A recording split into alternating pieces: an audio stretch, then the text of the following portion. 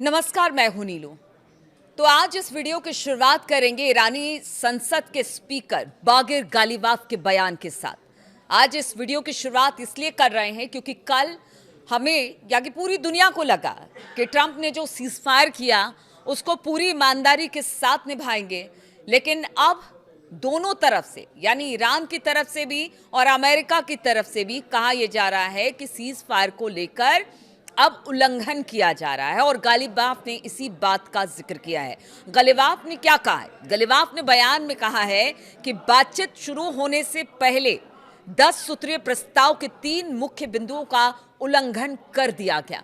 उन्होंने कहा कि अमेरिका पर ईरान का जो गहरा ऐतिहासिक विश्वास था वो उनके वादों के बार बार उल्लंघन से पैदा हुआ और ये पैटर्न फिर दोहराया गया है। यानी एक बार फिर से जो भी शर्तें रखी गई, बातचीत करने की बात की गई, सीज फायर करने की बात की गई, उसे तोड़ दिया गया।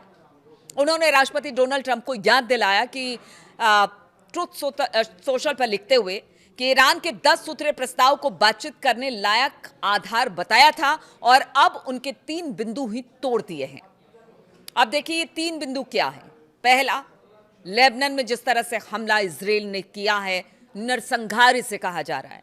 दूसरा, कि किस तरह से बताया ये जा रहा है कि जो कुछ ड्रोन्स देखे गए हैं ईरान के भीतर, उसको डिटेक्ट किया गया है। बताया जा रहा है कि ऐसा कैसे हो सकता है कि सीज फायर चल रहा हो और दुश्मन का ड्रोन ईरान के इलाके में हो। तो इस तरह की बातें गालिबाफ ने कही है। यानी 2-3 मुद्दों पर उन्होंने कहा कि अरे बातचीत तो बहुत दूर की बात है, जब बातचीत होगी तब होगी, लेकिन कम से कम सीज फायर आपने किया है हमारी शर्तों पर तो उसको मान तो लीजिए। लेकिन अब ऐसा नहीं हो रहा है, अब सीज फायर का उल्लंघन हो रहा है और इस बीच बताया जा रहा है कि स्ट्रेट ऑफ हॉर्मुज को बंद करने की बात ईरान ने कही है। उन्होंने कहा है कि हम नहीं खोलेंगे। जब आपने उल्लंघन किया तो हम पीछे कैसे रहे? तो अमेरिका और ईरान के बीच 2 हफ्ते के युद्ध विराम की घोषणा के बाद जब दुनिया पश्चिम एशिया में तनाव कम होने की उम्मीद कर रही थी, उसी दिन इजराइल ने लेबनान में अब तक का सबसे बड़ा हमला कर दिया। जी हां, इजरायली सेना ने 10 मिनट में 100 से ज्यादा हवाई हमले किए और इस ऑपरेशन में 50 से ज्यादा लड़ाकू विमानों ने हिस्सा लिया। और ये हमले लेबनान की राजधानी बेरूत, बेका घाटी और दक्षिणी लेबनान में किए गए, जिसमें रिहायशी इलाकों का खास तौर पर टारगेट किया गया, निशाना बनाया गया।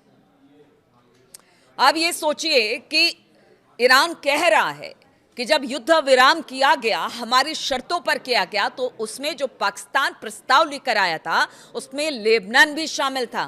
कहा गया था लेबनान में भी सीज फायर होगा, लेकिन उसका उल्लंघन हुआ और उसके कुछ ही घंटों के बाद जबरदस्त बमबारी हुई, नरसंहार किया गया।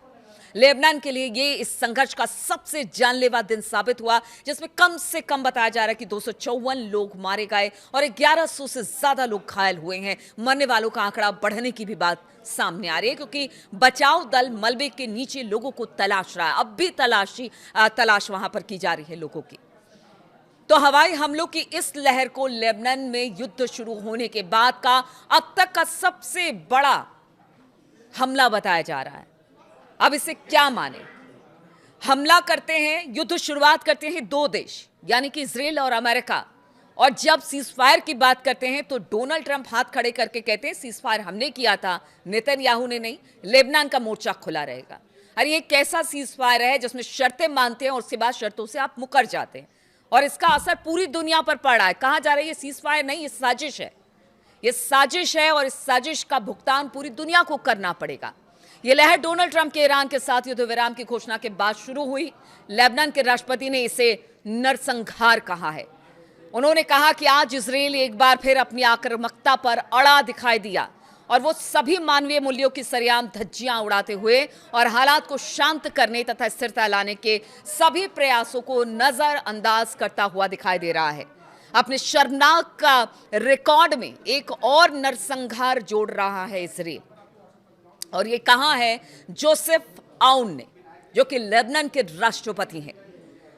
लेबनान सीजफायर का हिस्सा नहीं है और इजराइल के प्रधानमंत्री बेंजामिन नेतन्याहू ने कल जिस तरह से ट्रंप ने सीजफायर की घोषणा की उसके बाद ही कह दिया कि हमारी तरफ से कोई युद्ध विराम नहीं है और हम इस युद्ध विराम को नहीं मानते। लेबनान के मोर्चे पर हम लगातार हमला करते रहेंगे और वो हमला कितना भीषण था कल सब ने देखा।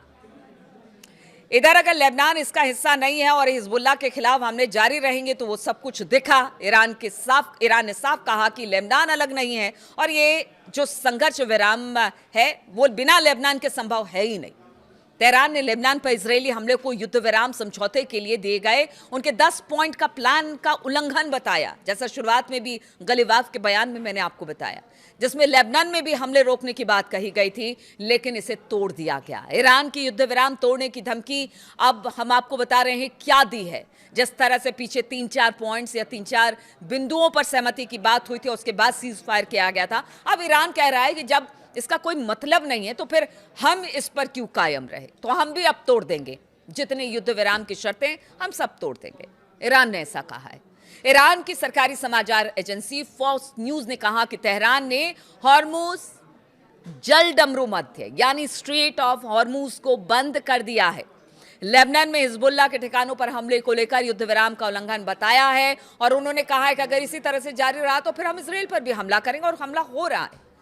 ईरान की तस्नीम न्यूज एजेंसी ने तेहरान की चेतावनी के बारे में बताया कि अगर इजराइल लेबनान पर हमले जारी रखता है तो फिर ईरान युद्ध विराम से पीछे हो जाएगा। यानी अभी तो सिर्फ वो स्ट्रेट ऑफ हॉर्मुज की बात कर रहा है बंद करने की, उसके बाद तो फिर वही चीज, वही मिसाइलें दागी जाएंगी, वही ड्रोन गिराए जाएंगे, वही हवाई हमले होंगे। मैं सभी पक्षों से पूरी ईमानदारी और गंभीरता से अपील करता हूं कि वो संयम बरते और तय समझौते के मुताबिक 2 हफ्ते तक संघर्ष विराम का सम्मान करें। अब देखिए ये कौन कह रहा है, ताकि कूटनीतिक इस संघर्ष के शांतिपूर्ण समाधान की दिशा में अहम भूमिका निभा सके। तो ये कह रहा है पाकिस्तान, और ये कह रहा है वहां के जो प्रधानमंत्री हैं वो कह रहे हैं कि देखिए अभी कैसा सीज फायर पाकिस्तान ने करवाया है। सबके सामने यही बात है कि पाकिस्तान ने कैसा सीज फायर किया। क्या अमेरिका के पास कुछ और लेकर गया, ईरान के पास कुछ और शर्तें लेकर आया? क्योंकि अगर ट्रंप की बात की जाए तो ट्रंप ने कहा कि देखिए हम तो यूरेनियम इनरिचमेंट जब तक ईरान बंद नहीं करेगा तब तक हम किसी तरह की बातचीत नहीं करेंगे। मिसाइल प्रोग्राम को कम करना पड़ेगा, उस पर उसके अलावा हम बात नहीं करेंगे। तो फिर ये कैसा सीज फायर है जो पाकिस्तान ने कराया है? पाकिस्तान की खूब वजीहत हो रही है। देखिए 11 तारीख को पाकिस्तान में एक बैठक होने वाली है इस सीज फायर को लेकर, मध्यस्थता पाकिस्तान कर रहा है।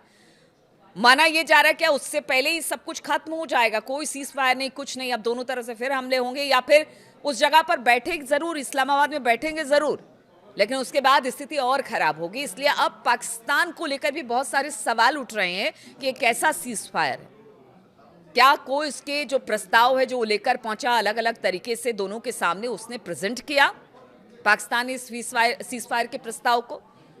क्या डोनाल्ड ट्रंप जो कह रहे थे वो ईरान को नहीं बताया, या ईरान ने जो कहा वो डोनाल्ड ट्रंप ने उस बात को नहीं मानी? फिर कैसा सीज फायर था ये?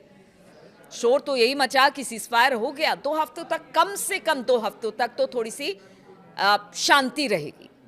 लेकिन अब यही कहा जा रहा है कि ये शांति कब तक रहेगी, क्योंकि देखिए नेतन्याहू तो बिल्कुल बात नहीं मान रहे हैं और इससे पल्ला अब खींच लिया है ट्रंप ने। नेतन्याहू जबरदस्त तरीके से लेबनान के इलाके में हमला कर रहे हैं। ईरानी संसद के स्पीकर बागेर गालिबाफ का जो बयान है वो जिस तरह से उन्होंने कहा है कि अगर वो सीज फायर तोड़ते हैं तो फिर हम भी सीज फायर तोड़ देंगे। तो क्या ये सीज फायर एक साजिश है? क्योंकि ईरान पहले ही कह चुका है कि हमें विश्वास नहीं है डोनाल्ड ट्रंप उनकी बातों पर, और अपनी अपनी बातों पर दोनों अड़े हुए हैं। तो जब बात वही पुरानी है तो फिर जो सीज फायर है वो कैसे होगा? सवाल सबसे बड़ा यही है और सबकी निगाहें इसी तरफ है कि पता नहीं फिर से कब हमला शुरू हो जाए, क्योंकि हालात तो कुछ ऐसे ही बयां कर रहे हैं।